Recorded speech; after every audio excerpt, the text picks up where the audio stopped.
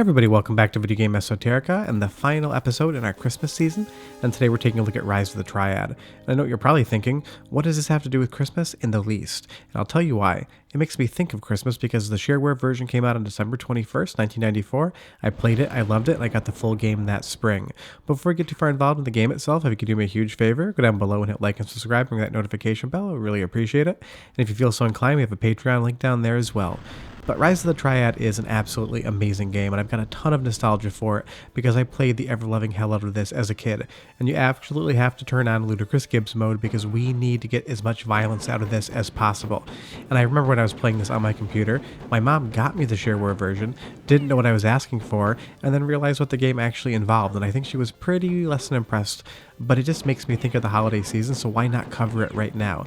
And if you do change the date in DOS, granted I'm playing on DOSBox, keep it as original as possible, and you put it on Christmas, you get to wear a Christmas Santa hat and you get Christmas music. But as far as the game's concerned, this is just pure 90s first-person shooter nostalgia for me. It runs on the same engine as Wolfenstein 3D, and it was supposed to originally be a direct sequel to that game, but of course, it is not a sequel to Wolfenstein. So the enemies that you're fighting have these weird military outfits on, even though they work for a cult, and I think that's definitely a holdover for when the game was supposed to be a direct sequel to Wolfenstein. But I absolutely love when you shoot those missiles at the enemies. They just explode. Eyeballs hit your screen. Sometimes they're holding up a middle finger as their hand flies by. The amount of violence they were able to pack in this game is so cartoony, but I absolutely love how it looks. And all of these are digitized from people that worked at Apogee Software, so they're actual employees that got to dress up in costumes and be part of the game. And dressing up in costumes makes it like a Santa, therefore again, a Christmas game. And that's definitely the theme of this entire Christmas series, is some games are just Christmas or holiday themed, even if that doesn't make any sense. And for me, Rise of the Triad definitely fits that bill. But if you've never played this game before and you like 90s first-person shooters, if you're a fan of Doom, Wolfenstein, Blood, anything like that, you owe it to yourself to check this out. Because while it is one of those quintessential 90s first-person shooter games, it doesn't get the same amount of love or attention that most other things do. And I definitely think you should play this game and check it out for yourself because it is amazing, it's weird, it's funny, it has a really good sense of humor. You'll see here that you get a power-up and you can just fly around the stage. And the game has so many different weird and strange power-ups you'll be seeing shortly, it's just a blast to play. And granted, of course, it doesn't hold up as well as you would hope because none of the 90s first-person shooters do. And unlike some of the other games like Doom that has a source port where you're going to be able to get full HD resolution, this is running in DOSBox and it's running at 640 by 480, and that's about the best that Rise of the Triad's going to do. But I actually love it for that fact because it really feels like I am playing this on a machine, on a computer that came from 1994 and 1995, because at that point in time, I think I still had my 486DX66. A lot of the enemies drop to their knees and basically beg for their life. The developers of this put in a ton of different little features. Enemies can steal your weapons, they can beg for their lives, they can trick you, pretend they're dead, and then pop back up. And those are things that we never saw in Wolfenstein 3D, and it's incredible that this runs on the exact same engine. Although be careful with some of the missiles because you can do splash damage, and you'll see there I just exploded into a pile of gore. But compared to Wolfenstein, this game just has so much more going on. You'll see here that one of those guards threw a net over us, and we have to wiggle back and forth to get free. And there are some statues in the game where you can pick up knives, and you can't attack enemies with those knives, you're just able to cut the net. So there is a lot of just weird little strange touches that make this game feel really special.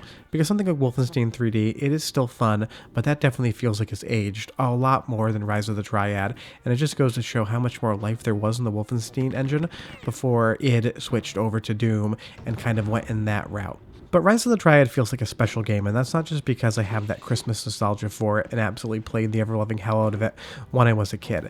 It's just a fun game. When you get the God mode power-up here, your character moans like he's God, and the projectiles that shoot out just absolutely vaporize the enemies in front of you. And the enemies get even more and more fun. I'm not showing you that much of the game because I want you to experience it yourself, but you're going to be fighting cultists in robes, you're going to be fighting giant snake creatures, you're going to be fighting a robot called NME, the letters, and some of the boss fights, like General Darien here, are quite easy, but some of the boss fights become extremely complex and very difficult. So for that respect alone, Rise of the Triad is going to give you a ton of gameplay, a ton of fun, and it's going to make you smile, so I highly recommend it. But if you want something a little bit more modern, let's not forget that Rise of the Triad was remade in 2014. And this is in the Christmas episode because I gifted it to myself around Christmas the year it came out. And while it didn't review as well as I think it should have, it is an absolutely amazing, faithful recreation of the original Rise of the Triad. Now granted, the levels look different. Clearly the visuals are much more impressive than they were back in 1994, but the same heart and feel of Rise of the Triad is in this game. It is hyper-violent in a cartoony way. The action is fast-paced and you're constantly moving around, jumping on these little spring pads, and just otherwise moving at such a quick pace that you feel like you're really part of the action.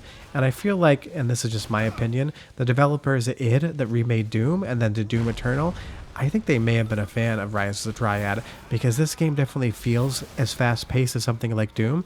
Now granted, the combat isn't going to be as good, and you'll see God Mode here still does exist, but it has that feeling of momentum, the way that combat kind of feels more like a rhythm game than it does an actual first-person shooter.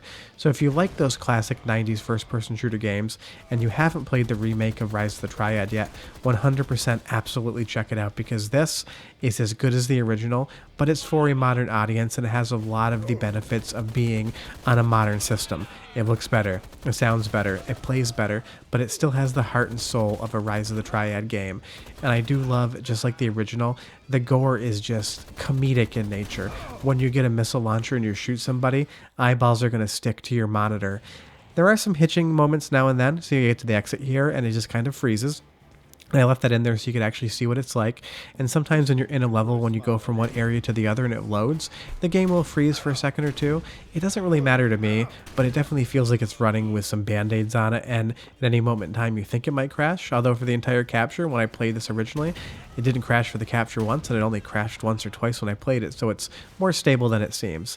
But again, it's just another game that absolutely feels super fun. And if you remember and love those type of first-person shooters from the 90s and you're looking for something that feels the same, but it is way more modern, you can't go wrong with Rise of the Triad. And it's cheap on Steam, there's a ton of mods for it, and I think it's one of those games, again, just like the original, that not that many people played.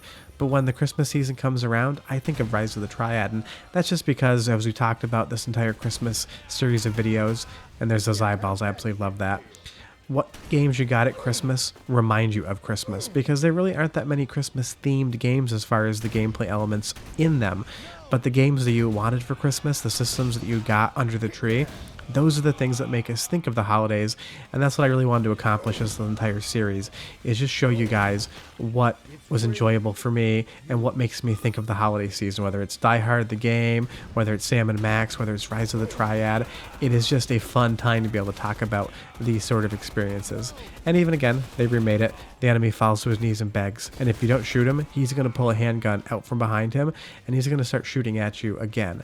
And I just love those little touches that they were able to reincorporate into the remake and just make it feel that much more new and fresh. And now that we have the heat-seeking missile, I just love it when you hit an enemy, limbs go flying, they scatter everywhere.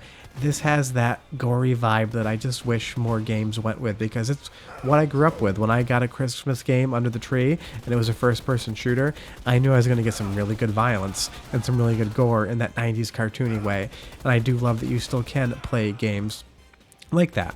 But that's been our Christmas series. I hope you guys really enjoyed it. I'd love to hear below, what did you get for Christmas back in the day? What games make you think of the holidays? Did you ever play Rise of the Triad? Because I love chatting with you guys, and it's a lot of fun to hear your opinions on things and kind of where you came from gaming-wise.